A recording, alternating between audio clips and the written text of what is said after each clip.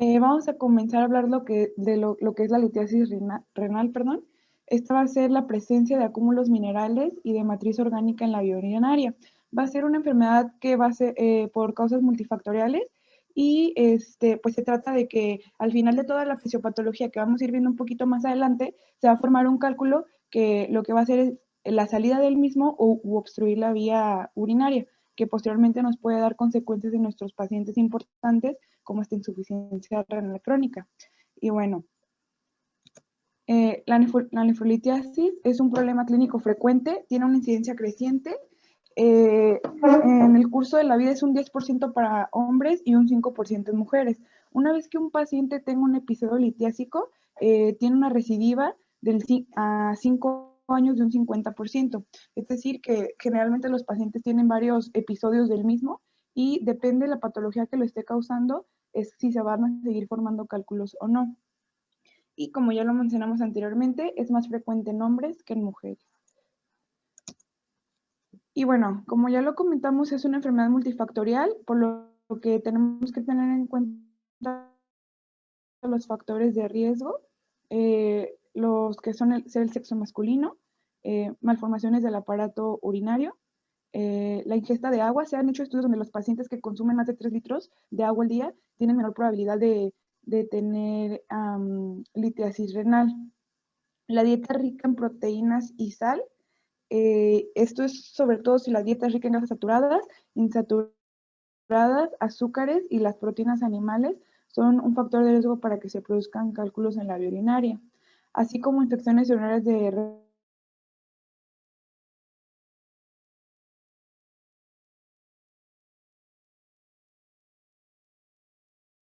leí que por ende iban a tener un mayor riesgo de deshidratación y eso iba a conllevar a una oliguria relativa y esto a que la orina se sobresaturara y por ende empezaran a producir cálculos renales. Y bueno, según su ubicación, lo podemos clasificar en nefrolitiasis, cistolitiasis o ureterolitiasis. Vamos a comenzar con la fisiopatología. Y bueno, esta decía que cuando en la orina había concentraciones altas de formadores de cálculos, como el oxalato, o bien cuando había una concentración baja de los inhibidores de los mismos, es decir, de los inhibidores de cálculos, como es el citrato, estos se concentraban en la orina y por lo tanto la solución comenzaba, o sea, la solución que es la orina, se empezaba a comportar de una forma inestable, lo que daba a una precipitación o cristalización. Una vez que comenzaba esto, se iba a formar el núcleo. Ya que estaba formado el núcleo, este núcleo iba a estar en la vía urinaria e iban a comenzar a pegarse a este núcleo más sales, lo que iba a hacer que se empezara a formar el cálculo renal como tal. Esto más situaciones que alteraran el flujo normal de la orina, o que hubiera menor cantidad de líquidos o que dificultara la salida de la misma, iba a favorecer el estancamiento del lito en el mismo lugar y a que se empezara pues, a formar a mayor tamaño. No sé si me quedó claro la fisio o si me di a entender.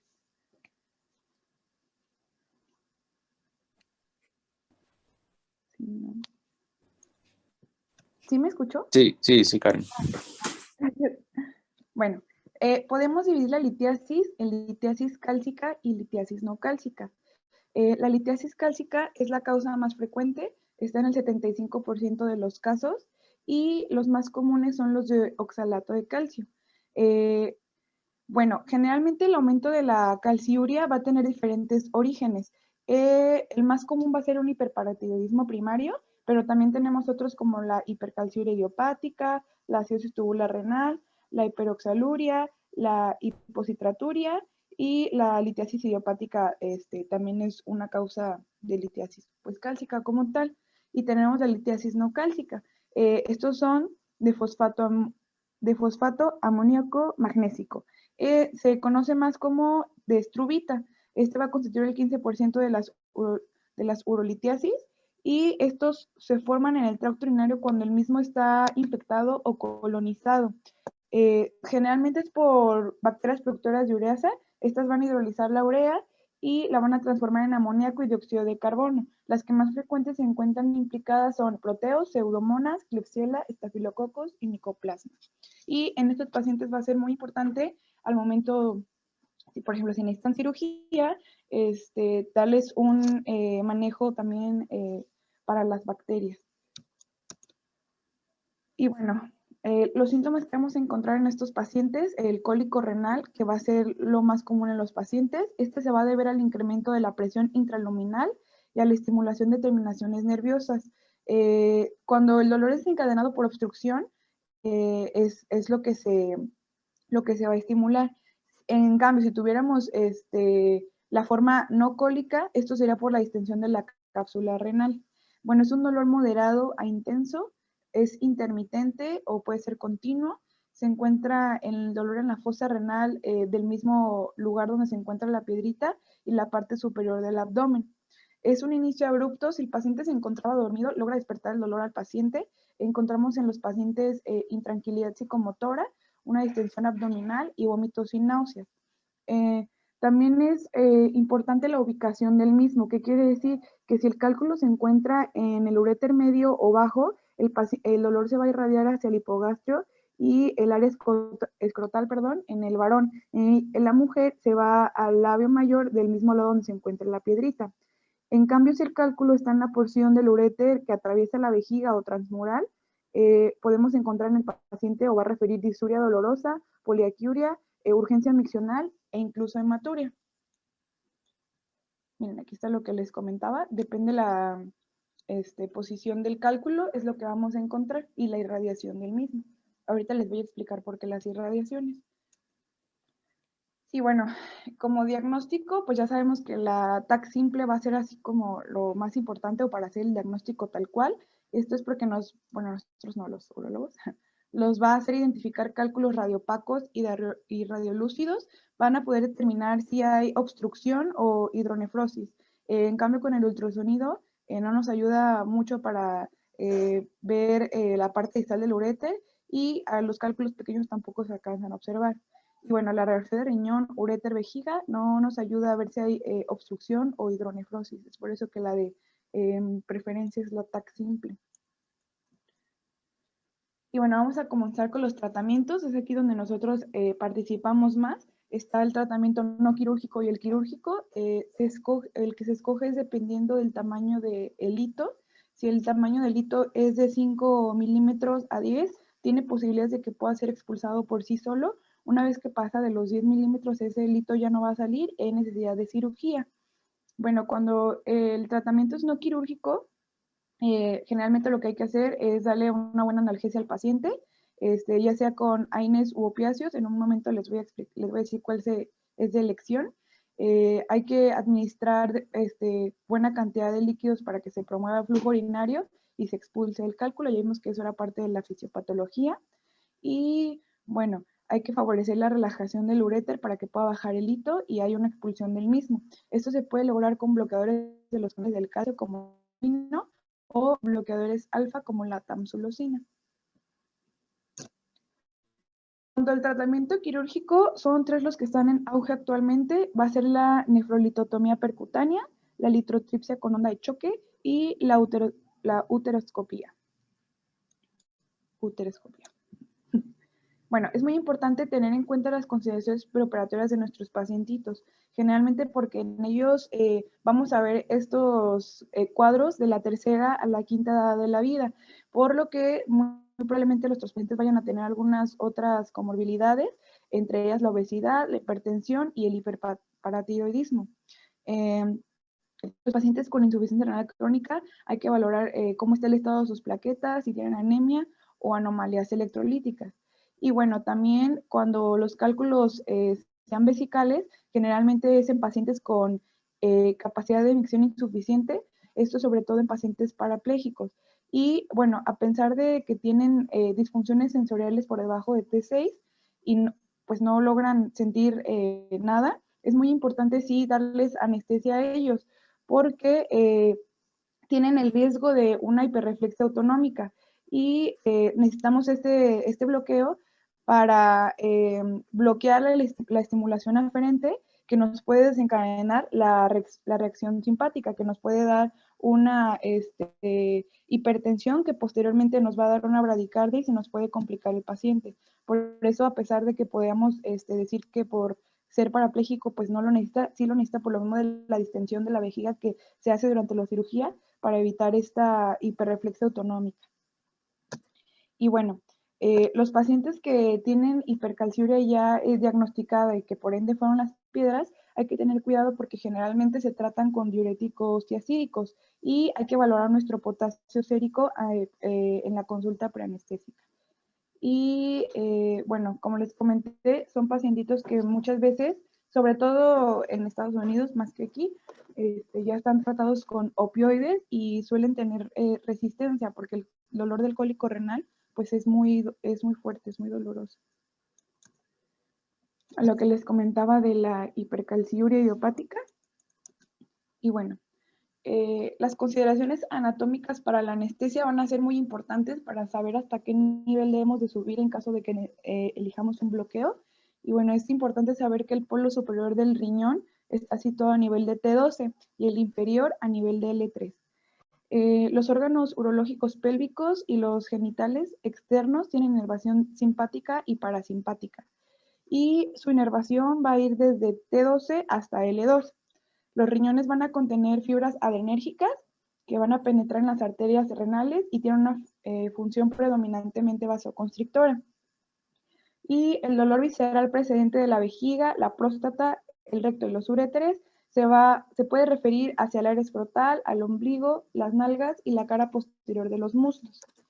Y es muy importante saber también que las fibras vasodilatadoras de los sinusoides cavernosos eréctiles, el esfínter visceral interno, y van a estar procedentes estas de S2 y S3. Y la inervación sensitiva de la vejiga va a estar hasta T10 y de T10 hasta el área sacra, como ya lo había comentado. Por eso es muy importante que si llegáramos a escoger un bloqueo neuroaxial, lleguemos más arriba de T10 en nuestro bloqueo, a pesar de que, por ejemplo, si fuera una cirugía baja. Si fuera una cirugía alta, sí es importante alcanzar niveles de hasta T4 más o menos para poder que el paciente no tenga molestias. Obviamente dependiendo la opción que escoja el cirujano para operar el hito. Y bueno, ya vamos a comenzar como tal con los diferentes tipos de cirugía. La primera es litrotripsia con onda de choque. Esta se escoge en más del 95% de los pacientes, es la que tiene menos invasión. Lo que hace es que se fragmentan los cálculos y se fragmentan mediante ondas acústicas supersónicas que se focalizan en el cálculo, lo van a quebrar porque el cálculo tiene falta de elasticidad y posteriormente van a hacer estos cálculos, bueno, más bien los residuos de los cálculos expulsados por la vía urinaria. Para poder pues romper una piedra se van a necesitar entre 2.000 a 4.000 golpes del ultrasonido. Por eso sí es muy importante en ellos tener en cuenta una buena analgesia, porque aunque mucha de la literatura decía que se podía darlo con anestesia local y sedación, sí referían los dolores posteriormente, los pacientes dolores exteriores. Y bueno, las complicaciones que vamos a tener es infección, sepsis y que las piedritas se muevan y un hematoma subcapsular también podemos tenerlo. Y bueno, está contraindicado en una obstrucción distal, en infecciones, en embarazadas, en calcificaciones de aorta o arterias renales proximales al cálculo. Las complicaciones o lo que tenemos que tener cuidado durante nuestra cirugía de nosotros como anestesiólogos es que estos pacientitos están propensos a tener hipotermia durante el procedimiento y a que generalmente podemos encontrar arritmias en ellos, dado que la transmisión del ultrasonido va a estar sincronizado con el electrocardiograma y esto nos puede llevar a que el paciente comience a presentar arritmias. Y también es muy importante tener en consideración que puede haber cambios respiratorios y hemodinámicos. Esto generalmente era al principio de que se hizo esta nueva forma de eliminar cálculos, debido a que se inmersía en un baño de agua al paciente y esto es lo que podía pasar, cambios respiratorios hemodinámicos y sobre todo en pacientitos con enfermedad cardiopulmonar, pues actualmente ya hay nuevas tecnologías que ya no se ve tanto la inmersión y en el baño de agua. Y bueno, la siguiente opción es la nefrolitotomía percutánea. Bueno, aquí se coloca inicialmente un catéter ureteral a través del ureteroscopio. Se va a llevar a cabo primero en posición de litotomía. Una vez que se coloca este catéter, se vuelve a colocar al paciente en posición de cúbito prono oblicuo para la punción percutánea de la pelvis renal bajo control fluoroscopio. Bueno, este catéter que se colocó primero va a evitar la obstrucción de la vía ureteral y al mismo tiempo va a favorecer que los pedacitos de los cálculos puedan salir después de la nefrolitotomía percutánea. En este tipo de procedimiento por la posición que va a ser en decúbito prono, el paciente tiene riesgo de que tenga presión en sus ojos, sus orejas, su nariz y las estructuras que estén presionadas.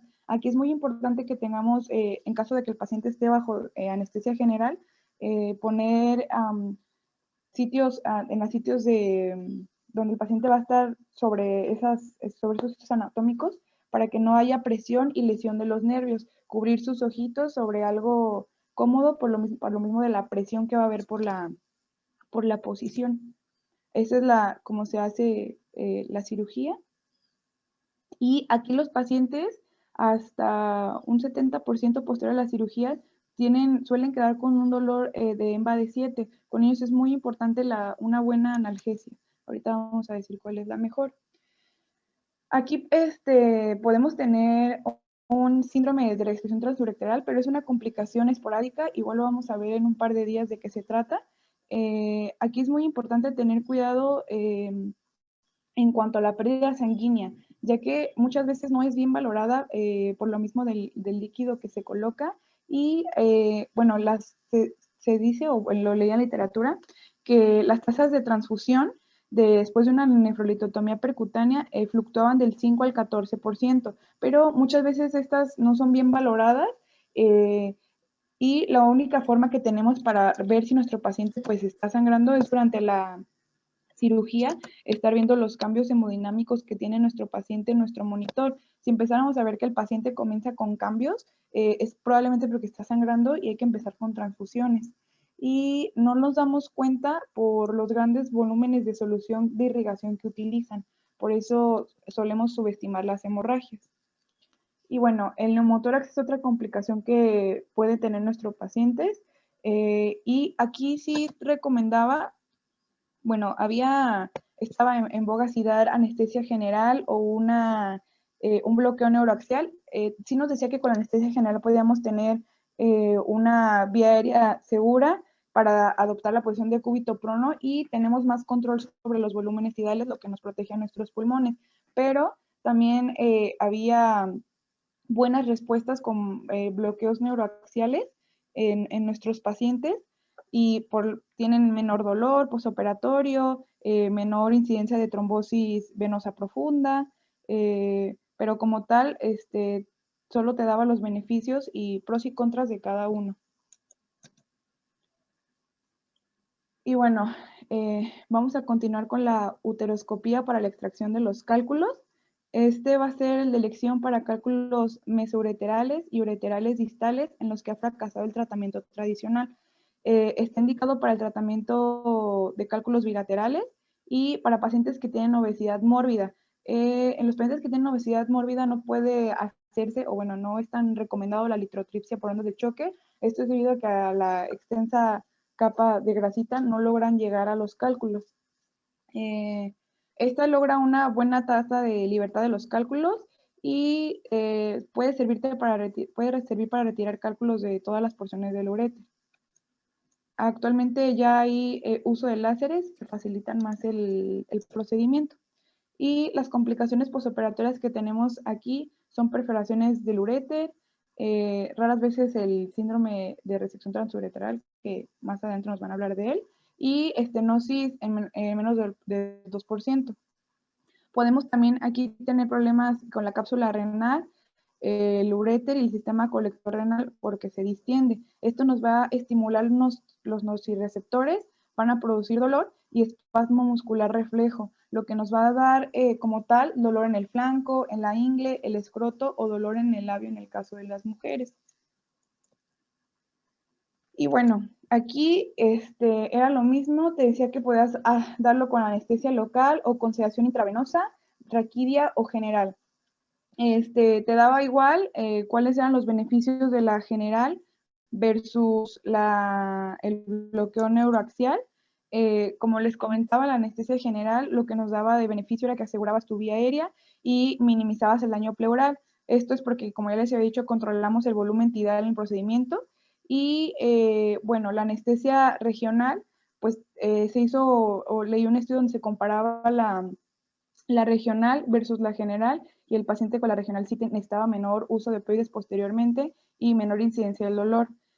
También va a tener un menor tiempo intrahospitalario, va a protegerla. Dice que tenemos protección en las zonas de presión porque como el paciente está despierto, él solito puede manipular su posición y así evitar que esté estas zonas presionadas. Y lo que sí se encontró pues, es que tenía mayores efectos hemodinámicos, es decir, una caída de la presión más importante en la regional. Y bueno, para la nefrolitotomía percutánea, sí, por los mismos cambios ventilatorios que podemos encontrar, sí decía que podía ser una mejor opción la general.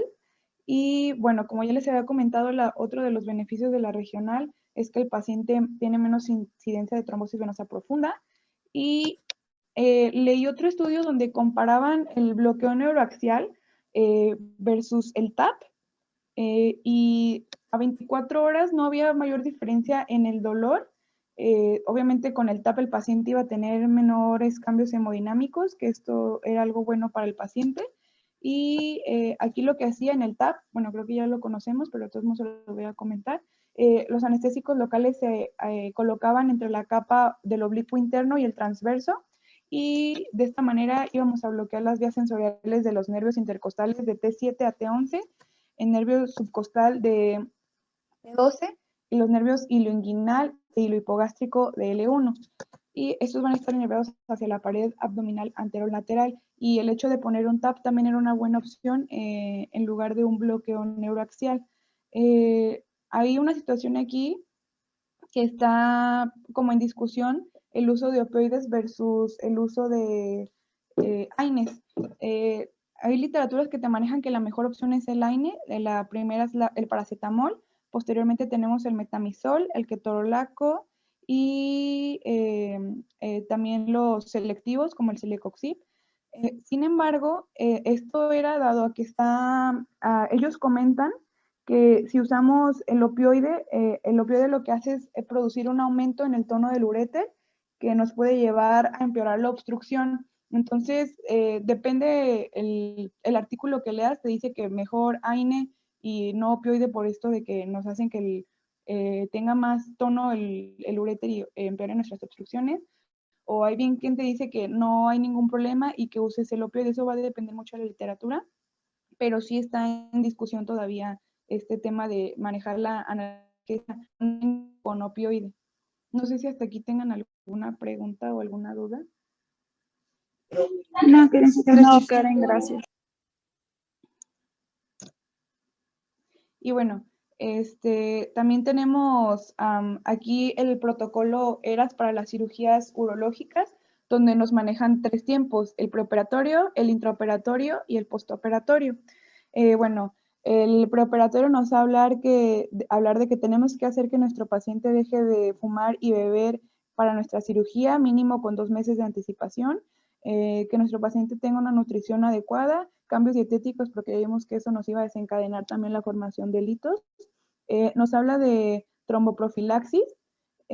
Aquí también nos habla de las compresión, de medidas de compresión, suspender los carbohidratos y administrar antibióticos para cubrir tanto aeróbicos como anaeróbicos. No sé si se acuerdan que les dije que uno de los no litiásicos que era el más común era el estrubita, que era producido por la colonización de bacterias.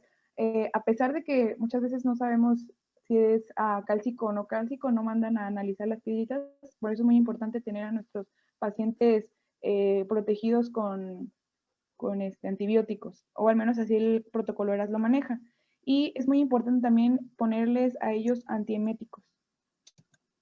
una vez que estemos en el periodo intraoperatorio, pues que el cirujano escoja la cirugía menos invasiva. Ellos sí recomiendan la anestesia neuroaxial e incluso el dejar un catéter en el peridural para poder estar administrando analgesia, una una terapia de líquidos restrictiva y el hecho de que pasemos nuestros líquidos calientitos para evitar la hipotermia en nuestros pacientes. Bueno, les comentaba que en la literatura muchos, dependiendo el tipo de cirugía, te recomendaban sobre todo la general para la protección de los pulmones, pero aquí en el protocolo ERAS que se trata de pues hacer que nuestro paciente tenga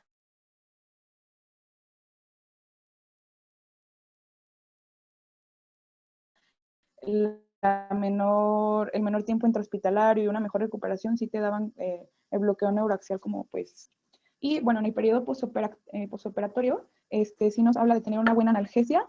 Aquí nos dice o nos recomienda que dejemos una analgesia epidural, o lo que les hablaba hace un momento de hacer el TAP, que era una buena opción. Podemos dejar como para el dolor paracetamol o analgésicos no esteroideos. Y podemos, en caso de que nuestro paciente tenga sondas, un retiro temprano va a ser lo ideal. Que el paciente comience con la nutrición vía oral lo más pronto posible también nos ayuda a tener prevención de hilio, entre otras cosas, y una temprana movilización. Eso también nos va a ayudar a evitar las trombosis venosas profundas.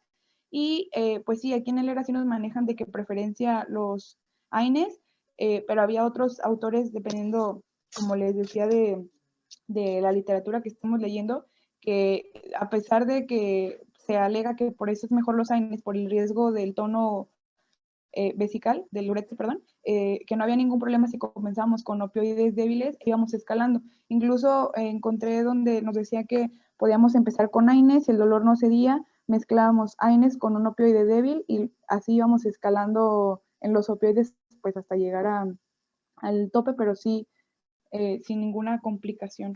No sé si tengan alguna duda o pregunta.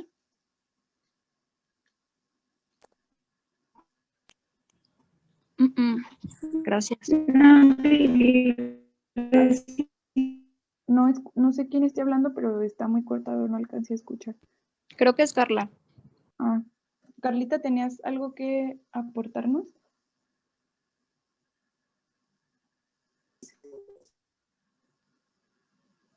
Creo que no. ¿Qué tipos de AINES utilizarías? Perdón, doctora, les está cortando un poquito. ¿Qué me dijo? ¿Qué tipo de AINE utilizarías? Porque estaría raro darle AINE a un paciente con enfermedad renal, ¿no? No. Ajá, obviamente tenemos que tener en consideración las patologías de nuestro pacientito. Generalmente, número uno, manejaban el paracetamol, que iba a ser el de primera elección. También ellos tenían el metamizol, el ketorolaco en caso de que el paciente pues, no tuviera ningún problema renal. Aunque el metamizol, ¿en qué bibliografía lo revisaste? En uno de los artículos que está aquí, igual ahorita le tomo un screen, porque estaba escalonado el tratamiento analgésico para la vía urológica y sí venía el metamizol. También ¿Y por qué no lo pusiste? Ay, pues no, nada más los leí para mencionarlos, sí los debí haber puesto, tal vez. Sí, también acuérdate que en todas las diapositivas va la bibliografía, para que nosotros podamos hacer una discusión. Sí está, doctora, pero como mire, es de la misma bibliografía, por eso ya no la repetí en el protocolo ERAS. Bueno. Ajá, y bueno, ahorita busco el escalonado que le digo, todos todavía los tengo abiertos, y donde decía que el metamizol era una opción, incluso los que eran selectivos, como el celecoxib y todos esos. El parecoxib. El parecoxib. También encontré otro donde decía que podía ser una buena opción premedicar a nuestro paciente para evitar que tuviera dolor postoperatorio. Una de las opciones era la gabapentina. gabapentina y pasar el paracetamol antes de la cirugía te ayuda mucho. Y de hecho leí un estudio donde se comparaba gabapentina de 300 versus 600 y no había habido una gran diferencia, entonces se quedaba con la dosis de 300. Una premedicación con gabapentina ayudaba a nuestro paciente a tener menor dolor postquirúrgico. Sí, pero los AINES, bueno, lo que yo quería que quedara bien claro es que los que más están descritos en este tipo de cirugías son los selectivos inhibidores de la ciclooxigenasa 2, los OXIB. Sí. Y le hice algo de la Dexme.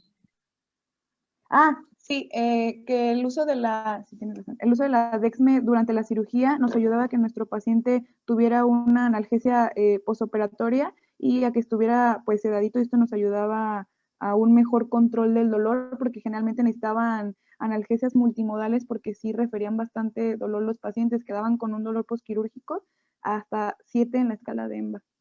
Así es, y se ha visto que el utilizar la Dexme intraoperatoria ha disminuido también, disminuye la incidencia del dolor post.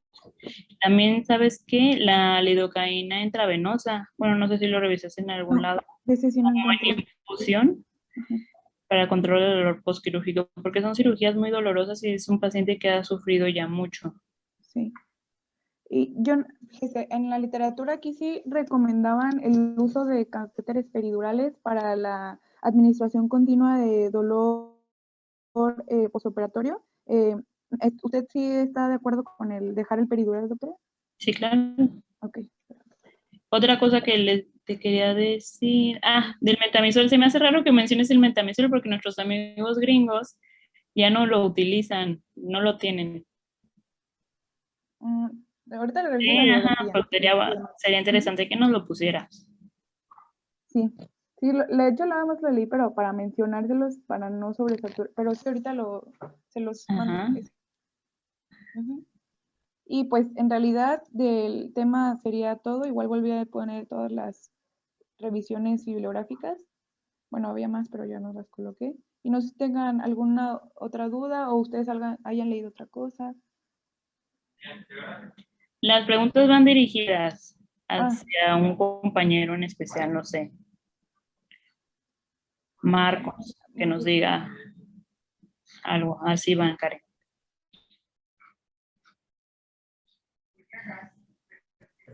Sí, doctora, ¿se cortó? Pregunto. Oh, Dios. ¿Sí nos escuchan? Sí, ya. Sí. Muy cortado. ¿Yo? Bueno, pues comentarios. Acá en donde me encuentro yo, pues todavía hacemos mucho analgesia multimodal y como que se pone mucho de moda la analgesia libre de opioides. Y estamos usando un esquema de la doctora Marusa, que es el uso de lidocaína. ¿Sí? Y literal es todo el bote de lidocaína, con adyuvancia con sulfato de magnesio y un AINE leve. Y en el caso de que no quieren usar algún analgésico, un AINE, nos vamos con un selectivo de la COX-2 en infusiones continuas durante todo el día o 2 días y les va muy bien. Doctora, yo sí me quedé con una dudita respecto al uso del opioides versus los AINES. Realmente la literatura está como muy... Hay unos que dicen que sí, no se debe usar por el riesgo de lo que tenemos que aumente el tono de la ureter o pues por ende se empeora nuestra obstrucción, pero hay otra literatura que dice que realmente no hay problema, que incluso podemos combinar AINE con opioides, pero no sé usted qué opina o qué... Yo creo que tienes más beneficio dejándole que no dejándole. Porque de todas maneras son pacientes que tienen sonda. ¿Sí me escuchas? Sí. Entonces, sí, doctora. Yo también soy del rol de entre menos opioide mejor. Lo que te comentaba Marco es cierto, nosotros en España utilizábamos, hacíamos unos protocolos en el que le damos una carga de lidocaína de 1 a 1.5 por kilo en bolo y después le dejábamos una infusión de 2 a 4 miligramos por kilo durante 1 hora. Nosotros nada más lo hacíamos 1 hora, lo suspendíamos y los pacientes iban con muy buena respuesta. A mí me surgió una duda con lo que dijo Marcos. Entonces, ¿el AINE selectivo de la COX-2 también lo infunden durante toda la cirugía? ¿O a qué dosis o cómo? No, en la cirugía se pasaría un bolo, pero acá cuando se van a piso como manejo postquirúrgico, lo dejan con horario el selectivo de la COX-2, en este caso el que usamos más es Parecoxib, que es el Rinastat, y lo dejamos con 2 veces al día, cada 12 horas. Y también como hay mucho paciente oncológico, se usa mucho la metadona, pero esa no he tenido, o sea, como un acercamiento muy directo, pero sí he visto que dejan mucho metadona e infusiones con metadona. De hecho, en lo que leí, daba la metadona como el opioide de primera opción para los pacientes urológicos.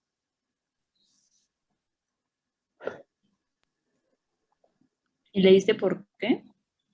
No daba, pues que aquí decía que porque era un opioide pues débil, así lo mencionaban en la literatura, que por eso se empezaba con ese opioide, con la metadona, y posteriormente si el paciente no se lograba el control del dolor, íbamos escalando en los opioides. ¿Y llegué en algún punto si utilizas ketamina? No, fíjese que la ketamina no lo encontré en las diferentes fuentes que leí en cuanto a usar, pero sí, primero comenzábamos con el AINE, si no funcionaba AINE más el opioide débil, y no, ya al tercer escalón eran los opiáceos potentes. Sí. La metadona se utiliza mucho en Estados Unidos y al doctor Jiménez Tornero yo también he notado que le gusta utilizarla. Mire, de hecho...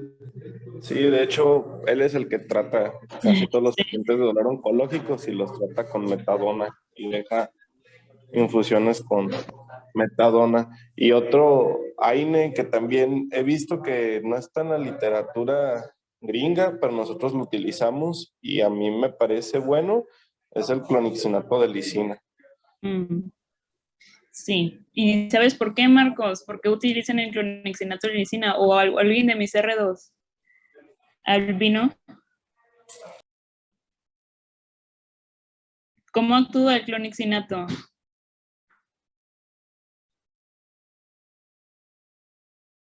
¿A qué más le pega? Uy, malditos residentes, no me hacen caso. La verdad, no sé. Doc, pues también inhibe la ciclooxigenasa. Pues es el nivel de la 2 y la de la 3. Pero es que este AINE le pega más a músculo liso.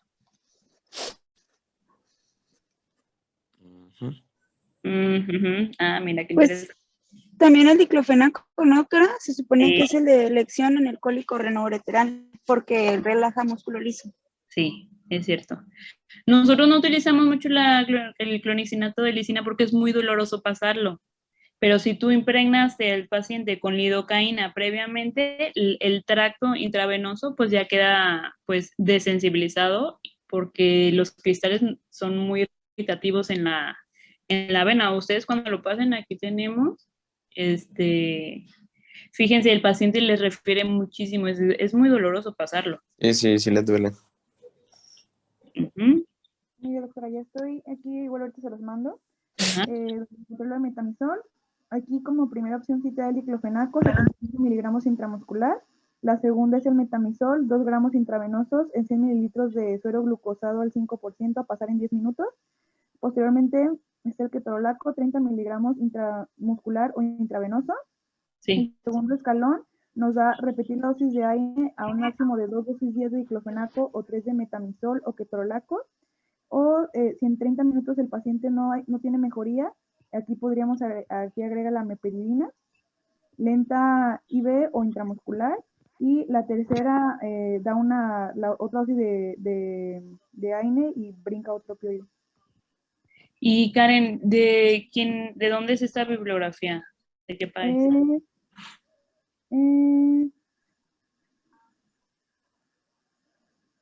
Dice guía práctica para tratar el dolor de origen neurológico. Pero es mexicana, debe ser de Latinoamérica, porque es donde nada más ahí ya Es de Madrid. Ah, de Madrid. Ajá. Ah, mira. Sí.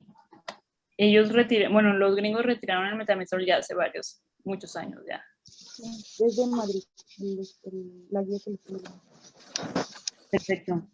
¿Alguien más leyó otra cosa?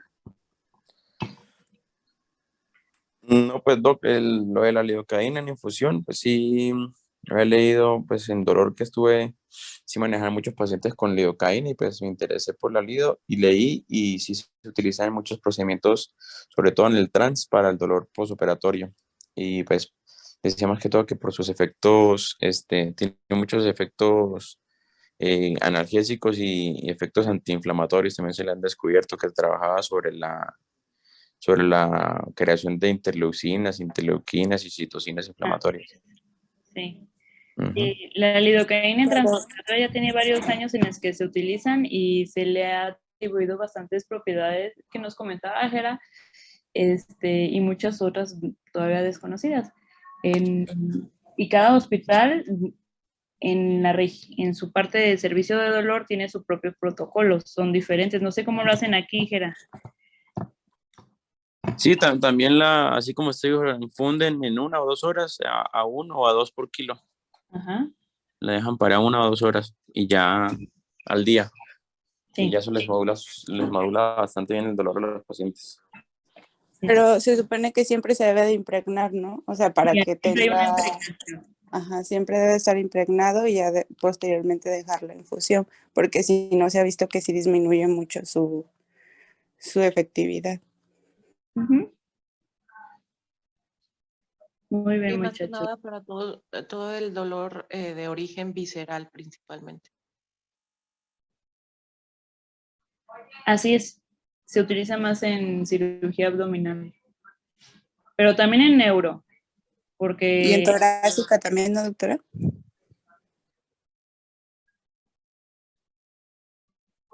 ¿sí? Digo, también en torácica, ¿no? Pero bueno, yo, por ejemplo, cuando lo leí, también decía, por ejemplo, para cirugía de mama, sobre todo las que eran oncológicas, Sí. como también tiene efectos oncológicos, bueno, antitumorales más bien. Antitumoral y es Ajá. neuromodulador, entonces para todo el dolor post que tienen las pacientes de mama, les va a ayudar.